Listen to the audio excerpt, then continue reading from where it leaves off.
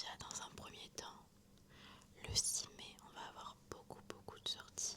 Vu qu'on va avoir déjà une double sortie de Léa Nemesia avec Euphoria, qui est le troisième tome de la saga Insomnia, qui sort en brochet, mais également le premier tome Insomnia, qui sort en poche.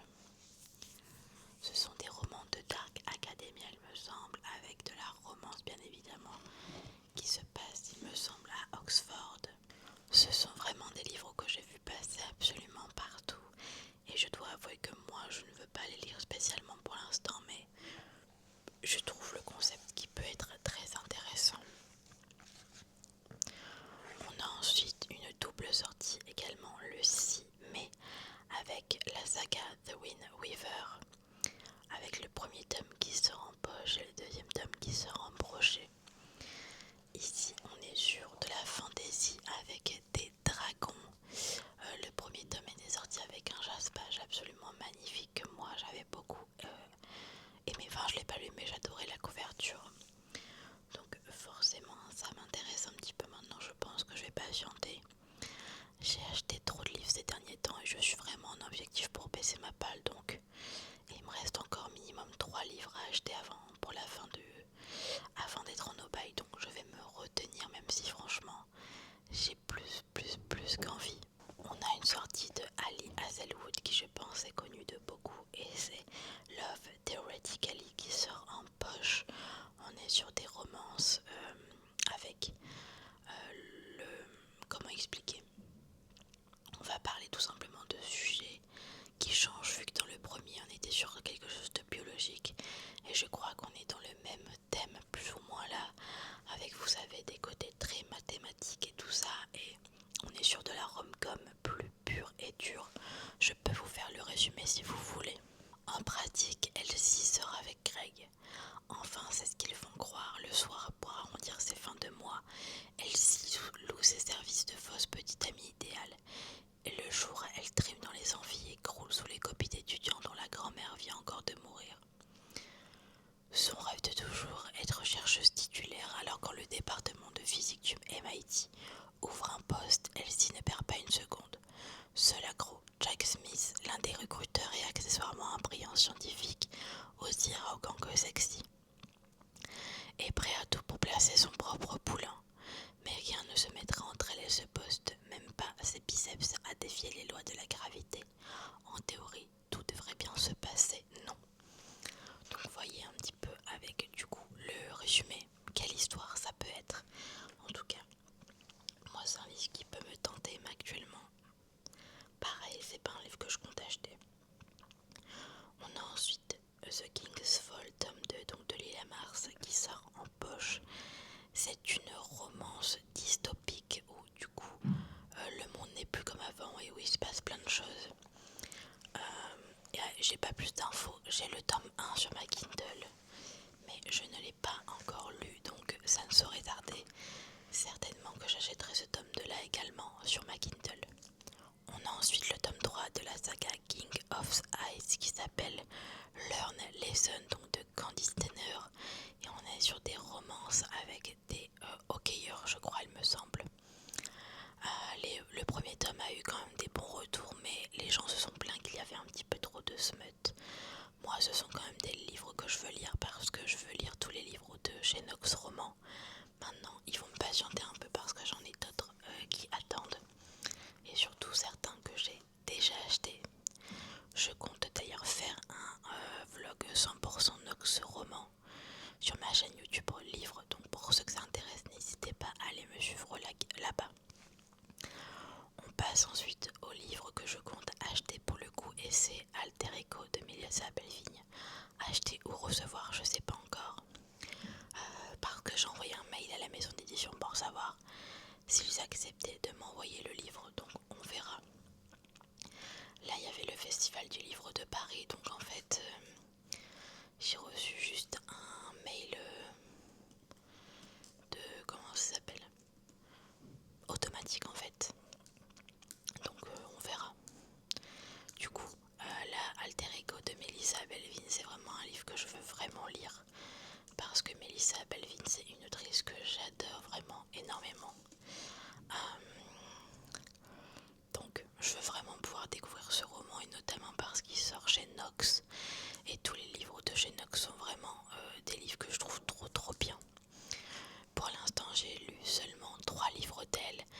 j'ai lu la série Paranoia avec 2 livres et le premier livre de la série Love Never Fail. Et là, du coup, j'aimerais bien lire London Calling qui est déjà sorti depuis un moment, mais surtout Alter Ego qui sort au mois de mai et le 6. Je vous fais tout de suite le petit résumé. Il faut parfois se perdre pour mieux se retrouver. Holly et Jamie sont étudiants à l'université d'Édimbourg. Meilleurs amis depuis l'enfance, ils partagent tout ou presque, car Jamie cache un secret qu'il n'ose révéler. Il est fou amoureux de Holly, alors qu'il s'enfonce dans son quotidien qu'il juge trop étroit. Il s'épanouit grâce à l'attention passionnée de son professeur de littérature qui la pousse à écrire son premier roman. Mais quand Wallace, un étudiant charismatique et créateur de contenu reconnu, propose à Jamie de l'accompagner dans un tour des châteaux d'Europe, celui-ci voit l'occasion rêvée de s'évader. Pour la première fois, Holly et Jamie prennent des chemins différents. Ce qu'ils ignorent, c'est que leur séparation aura des répercussions qui les marqueront à jamais, pour le pire ou pour le meilleur. Moi, j'adore vraiment ce type de romance où justement on va voir des jeunes qui vont avoir des choses compliquées dans leur vie, enfin compliquées, des relations et qui vont grandir grâce à ça. Donc j'ai très hâte de pouvoir le découvrir. On a ensuite In My Pistachio Era, donc de Emily Collins, qui est un livre un petit peu particulier parce que il va y avoir une couverture qui sent la pistache. C'est le premier livre en France de ce genre. Vous voyez, c'est un peu comme les livres d'Idalou, vous frottez et ça sent bon. Et bien là, ce sera pareil, mais pour la couverture du livre. Et on est sur une jeune femme qui décide de se lancer dans la production de la pistache quelque part dans le sud de la France, je crois, et elle va avoir un voisin qui est producteur d'olives avec qui ça va pas très bien se passer. Et donc on va suivre leurs désaccords et surtout leur romance. Ensuite on va avoir Royal Disaster de Emelu. Je sais pas du tout de quoi ça parle, je pense que c'est dans la royauté. Maintenant c'est la seule chose que je sais. Toujours, et c'est le dernier livre pour le 6 mai, on va avoir L'intruse de Freda McFadden. Tout le monde connaît Freda McFadden, notamment avec La femme de ménage, La psy. Et là on a L'intruse, qui est encore une fois un thriller avec un couteau sur la couverture. Je vous fais pas de résumé pour ceux qui veulent se lancer dedans sans connaître le livre parce que je sais que beaucoup c'est leur cas et moi même. Maintenant c'est pas un livre que je vais du tout lire tout de suite parce que je trouve que les prix sont un peu abusés des Freda McFadden en brochet, donc on va patienter un peu. On a ensuite le 7 mai le deuxième tome de la saga Lights Out qui s'appelle Into Darkness, je crois, enfin je suis pas sûre, mais c'est de Navessa Allen. Et dans tous les cas, vous aurez en barre d'infos le résumé et surtout le lien pour aller voir le livre si ça vous intéresse. On est sur de la dark romance et le premier tome était avec un stalker. Premier tome que j'aimerais beaucoup découvrir, mais j'ai pas encore eu l'occasion. On a ensuite Lucky River Ranch qui est sur le personnage de Wyatt, donc de Jessica Peterson. Et il y a déjà le premier tome chez la maison d'édition Saxus Romance qui est sorti avec le personnage de Cash. On est sur vraiment des très beaux livres avec des jaspages qui sont absolument magnifiques et qui pour le coup me tentent vraiment énormément. Il y a moyen que je fasse une vidéo où je découvre Saxus Roman et où je vais lire des livres de cette maison d'édition parce qu'il y a minimum 2 livres qui m'intéressent. En plus on est sur des livres avec des petits prix vu qu'ils sont aux alentours de 15 €. Et franchement c'est plutôt rare les livres si peu chers. On passe ensuite le 13 mai avec Les Héritiers du Chaos, donc de Laura S. Wilde, qui est le tome 2. Je vous ai déjà parlé du tome 1 dans une autre vidéo que j'avais adoré découvrir. J'ai très hâte que ce tome 2 sorte. Je pense que je vais l'acheter aussi rapidement pour le lire. Maintenant, il sera pas dans mes priorités, je pense, malheureusement, parce qu'il y a vraiment beaucoup de livres que je dois lire et je serai en no-buy à cette période. Donc on verra si j'aurai assez baissé ma pile à lire, mais honnêtement j'ai pas trop d'espoir. Mais il sera dans tous les cas dans la liste des livres que je vais acheter une fois que j'aurai baissé ma pile à lire entièrement, ça c'est certain. On a ensuite Cohabitation explosive, donc de Tamara Baliana, qui est un livre qui a l'air super intéressant. Les livres de Tamara Baliana sont toujours super cool. Et là c'est un livre qui sera en poche il me semble.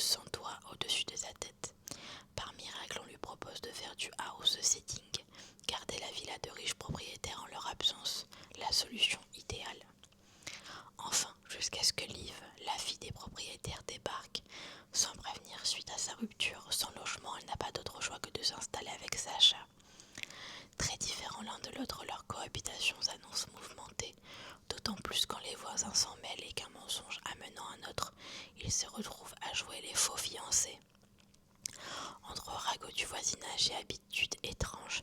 La tension monte rapidement. Sacha et Liv vont devoir trouver un terrain d'entente s'ils veulent vivre à cette guerre. S'ils veulent survivre à cette guerre pour la maison de rêve.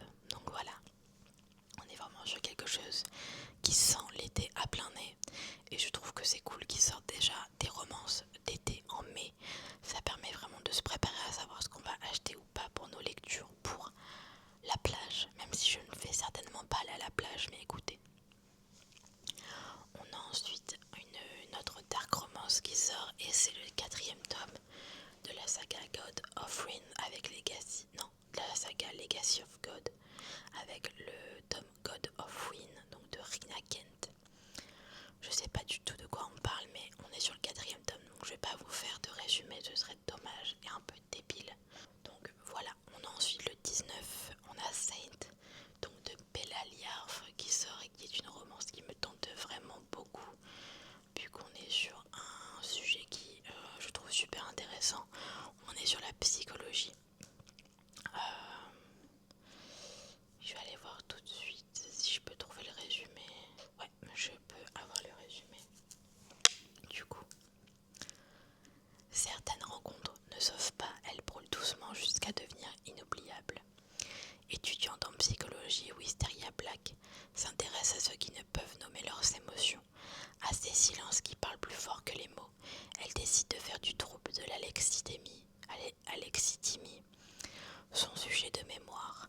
En fouillant les archives de sa mère psychologue, un nom surgit comme une dissonance dans une partition trop parfaite. Tobias Saint, pianiste de génie, homme entouré d'ombre, mystère jamais résolu. Lorsqu'elle le contacte, Tobias accepte de répondre à ses questions à une seule condition. Elle n'aura qu'une seule journée pour le faire. Mais ce qui devait être un simple entretien se transforme rapidement en rencontre. Wisteria comprend alors qu'il existe des liens qui précèdent les souvenirs et que ce qu'elle partage avec le jeune homme en fait partie. Défini par un passé que le monde ne lui a jamais pardonné, Tobias est dangereux et jugé comme irrécupérable. Pourtant, derrière sa froideur et son détachement, Wisteria devine les contours d'une douleur immense, d'une sollicitude qui hurle sans bruit. Ensemble, ils vont apprendre que l'amour peut naître dans les failles, grandir dans l'urgence et exister sans promesse d'éternité. Car leur histoire n'est pas faite pour durer, elle est faite pour marquer. Vous voyez, ça semble hyper intéressant comme histoire et je pense qu'il y a moyen vraiment que j'apprécie énormément. On a ensuite encore une double sortie le 20 mai avec Midnight Kiss qui sort en poche de l'autrice Acacia Black et son spin-off Midnight Lies qui sort en brochet. Je sais que c'est une romance qui a été beaucoup appréciée de beaucoup et je pense que les gens seront contents de savoir que le spin-off sort. Donc dites-moi si vous l'avez lu et si vous avez bien aimé, peut-être que ça me tentera. On a ensuite le 3e tome du dernier conte qui sort en poche de Alexiane Didi, qui est l'avant-dernier tome de cette saga où on va parler du monde des contes qui est malheureusement en train de se détruire parce qu'il y a malheureusement plus de héros dans celui-ci. Et donc on va suivre Marianne qui se retrouve à aller vers le monde des humains pour récupérer un humain et faire de lui un nouveau héros pour que la magie des contes reparte. Et donc les 4 tomes sont déjà sortis en brochet et là du coup on a le 3e tome qui sort en poche. On a ensuite Before Storm donc de Emily X qui est une romance politique qui m'intéresse vraiment beaucoup, qui sort en poche. On est vraiment sur de la politique française il me semblait, avec vraiment de la politique à 100% et des histoires dans tout ça. Et je trouve ça super intéressant parce qu'il n'y a jamais eu de sortie et de livres qui sont sortis avec ces sujets. Donc je pense que la sortie en poche est attendue de beaucoup. Donc il y a moyen que peut-être je me laisse tenter un jour, mais pour l'instant c'est pas prévu. On a ensuite Le Phénix ne meurt jamais, donc de Shaylee Larache, qui sort chez la collection Nox de Albin Michel, que franchement j'ai très très hâte de pouvoir découvrir. Encore un livre Nox que j'aurais à acheter. Malheureusement celui-ci je ne l'achèterai pas tout de suite parce qu'en plus il me reste un livre de Shaylee Larache à lire. Mais dès que je vais pouvoir, je pense que je vais faire un achat de tous les derniers livres de chez Nox qui me manquent. Je pense que je vais en avoir pour un petit billet en vrai, mais écoutez, j'ai vraiment envie de tous les avoir